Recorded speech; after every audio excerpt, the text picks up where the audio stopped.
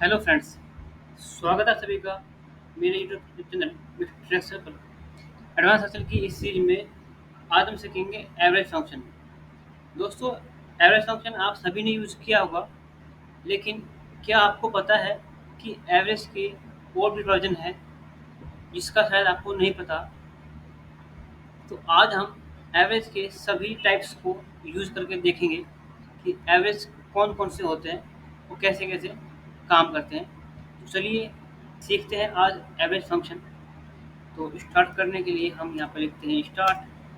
तो यहाँ पे हमारे पास शो हो गए कि एवरेज फंक्शन चार टाइप्स के होते हैं: average, average A, average if और एवरेज इफ्स। अब आप सोच रहे होंगे कि हमने ये कहीं ना कहीं देखे हैं।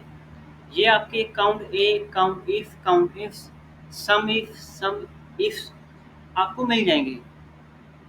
तो आज हम देखते हैं कि एवरेज फंक्शन कैसे काम करता है। तो सबसे पहले हम सीखेंगे एवरेज फंक्शन। तो उसके लिए हमने यहाँ पे चूज किया एवरेज, ब्रैकेट ओपन। हमने जो सेल रेंज है वो चूज करी एंड ब्रैकेट क्लोज। अब यहाँ पर इसने मुझे दिया है 500 का अमाउंट निकाल के। तो क्या ये एक्चुअल में 500 सही है या नहीं है, देखते हैं। इसकी जो काउंटिंग आ रही है वो आपकी आ रही है 9, एंड जो मेरा सम आ रहा है वो आ रहा है 4000। अब अगर हम इसको चेक करते हैं, हमने यहाँ पे लिखा 4000। चलिए इसको सम करते हैं। हमने इसको सम किया 4000, एंड यहाँ पे हमने इसको डिवाइड किया 9 से। तो यहाँ पे आप देखेंगे कि यहाँ पे तो मेरा जो एवरेज आ रहा है वो आ रहा है 444.44, लेकिन जो एवरेज ने मुझे निकाल के दिया है वो मुझे निकाल के दिया है 500। ऐसा क्यों? तो दोस्तों, मैं आपको क्लियर कर दूं कि जो एवरेज फंक्शन है वो किसी भी टेक्स्ट वैल्यू को काउंट नहीं करता। अगर मुझे यहाँ पे टेक्स्ट वैल्यू को काउंट करवाना है तो मुझे यहाँ पर यूज करना होगा एवरेज ए फंक्शन। किसी भी बिजनेस में दोनों ही फॉर्मूला यूजफुल हो सकते हैं। डिपेंड करता है कि हमें रिपोर्टिंग किस फॉर्मेट में चाहिए। तो यहाँ पर हम एवरेज ए फंक्शन को भी यूज करके देख लेते हैं कि एवरेज फंक्शन कैसे करता है काम। एवरेज ए के लिए सेम हमने सेल रेंज को चूज किया एंड ब्रैकेट क्लोज। तो यहाँ पर आप देखेंगे कि दोनों ही एवरेज फंक्शन है, लेकिन एक ने मुझे अलग वैल्यू दी, दूसरे ने अलग वैल्यू दी। क्यों?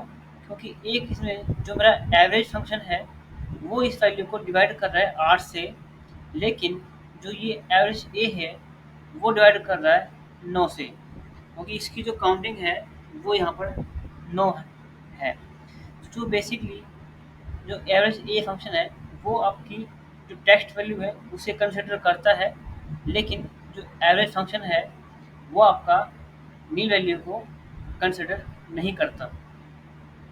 आशा करता हूँ एवरेज और एवरेज ए को आप समझ पाए होंगे। तो चलिए शुरू करते हैं एवरेज इफ फंक्शन। दोस्तों, एवरेज इफ फंक्शन के लिए यहाँ पर हम चूज करते हैं आपका average average if. Average if हमने चूज किया। अब ये हमसे पूछता है रेंज। रेंज जो मेरा रहेगा वो ये है, मेरा नाम रहेगा। नाम में मैंने रेंज चूज की। अब मैं पूछ रहा है क्राइटेरिया। तो जो क्राइटेरिया है वो हम लेते हैं इस सेल को, उसके बाद ये कॉमा लगाया, फिर मेरे से पूछेगा ये एवरेज रेंज। तो दोस्तों, एवरेज रेंज हम सेल्स अमाउंट को ले लेते हैं एंड ब्रैकेट क्लोज करते हैं। अब यहाँ पर मुझे इसने एरर दे दिया। क्यों? क्योंकि हमने यहाँ पर जो नेम है वो डिफाइन नहीं किया। जैसे ही मैं यहाँ पे नाम डिफाइन करता हूँ तो मुझे ये महेश की जो सेल है उसका मुझे एवरेज निकाल के दे देगा। लेकिन क्या इस एवरेज में मेरा जो नील वैल्यू है वो इसने कंसिडर किया है या नहीं किया, वो हम चेक करते हैं। अभी जैसे जो महेश की जो सेल्स है वो है एक ये, उसके बाद ये, एंड हमारा लास्ट वाला। यहाँ मेरे पास जो सम आया है वो आया है 1200, एंड जो काउंटिंग आई है वो आई है मेरी 4। अगर मैं 400 को डिवाइडेड बाय 4 करता हूँ तो मेरे पास ये क्या आता है, आइए देखते हैं। यहाँ मैंने लिखा 12 एंड डिवाइड बाय 4, तो आप देखेंगे यहाँ पे 300 आ रहा है। लेकिन अब इसने आपका जो है इस वैल्यू को काउंट नहीं किया है। यहाँ पर इसने ओनली 3 से इसको डिवाइड किया है। ये देखिए, अब हम सीखते हैं एवरेज इफ्स। दोस्तों, एवरेज इफ और एवरेज इफ में सिर्फ इतना ही डिफरेंस है कि एवरेज इफ में हम एक ही कंडीशन लगा सकते हैं, लेकिन एवरेज इफ में आप मल्टीपल कंडीशन यूज कर सकते हो।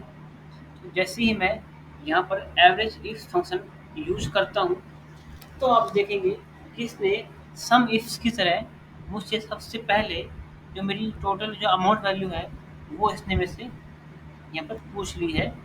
जैसे ही मैंने यहाँ पर मेरी जो एवरेज रेंज है वो मैंने चूज की, उसके बाद मेरा जो फर्स्ट पूछ रहा है ये क्राइटेरिया रेंज 1।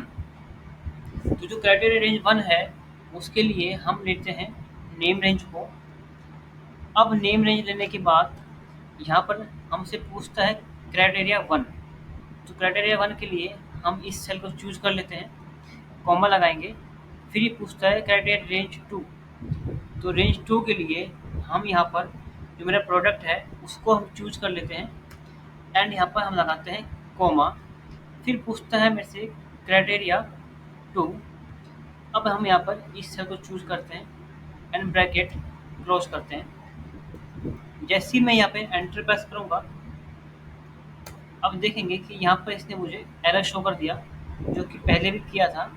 अब हम यहाँ पे चेक करते हैं कि महेश की जो लैपटॉप की सेल है वो कितनी है या उसका एवरेज क्या है। तो आप देखेंगे कि यहाँ पर मुझे इसने अब भी एरर दे रहा है, मुझे यहाँ पर वैल्यू निकाल के नहीं दे रहा है। अब इसका रीज़न ये है कि यहाँ पर मैंने जो फाइंड किया है वो किया है लैपटॉप, लेकिन यहाँ पर लैपटॉप मेरा कहीं भी नहीं है। यहाँ पर आप देखेंगे laptop HP, laptop HP, laptop Dell, laptop Dell. अब मुझे अगर यहाँ पर महेश की सेल का जो एवरेज निकालना है कि एचपी या लैपटॉप की सेल्स कितनी है, उसका एवरेज क्या है। अगर आपको ध्यान हो तो मैंने लास्ट वीडियो में दिखाया था आपको वाइल्ड कार्ड। तो क्या ना हम उसको यहाँ पर यूज़ करके देखें। अगर यहाँ पे मेरा जो क्राइटेरिया रेंज 2 है, मेरा जो लैपटॉप मैंने चूज किया है, इसको हम डायरेक्टली ना लिख के यहाँ पर हम यूज़ करेंगे वाइल्ड कार्ड। क्यों? क्योंकि यहाँ पर मेरा लैपटॉप के साथ में उसका कंपनी नेम भी यहाँ पर दिया गया है। तो हम यहाँ पर इनवर्टेड कॉमा के अंदर लिखेंगे स्टार, उसके बाद एंड का साइन लगाएंगे, उसके बाद हम चूज करेंगे इस सेल को, उसके बाद एंड यहाँ पर इनवर्टेड कॉमा में स्टार एंड देन एंटर। तो आप देखेंगे कि इसने मुझे लैपटॉप की सेल निकाल दी है, लेकिन यहाँ पर प्रोडक्ट आपका कहीं भी नहीं है। अगर आपने मेरी जो लास्ट वीडियो है वाइल्ड कार्ड की वो नहीं देखी है तो मैं आई बटन पर उसका लिंक दे दूँगा, आप वहाँ जाकर देख सकते हो। आशा करता हूँ कि आप average A, average ifs and average ifs को बेहतर तरीके से समझ पाए होंगे। ऐसी ही बेहतरीन वीडियोज़ के लिए मेरे चैनल को सब्सक्राइब करिए, वीडियो को लाइक करिए एंड नोटिफिकेशन बेल आइकन पर क्लिक करके नोटिफिकेशन को ऑन कर लीजिए, ताकि मेरी लेटेस्ट वीडियो आप तक सबसे पहले पहुँचे। धन्यवाद।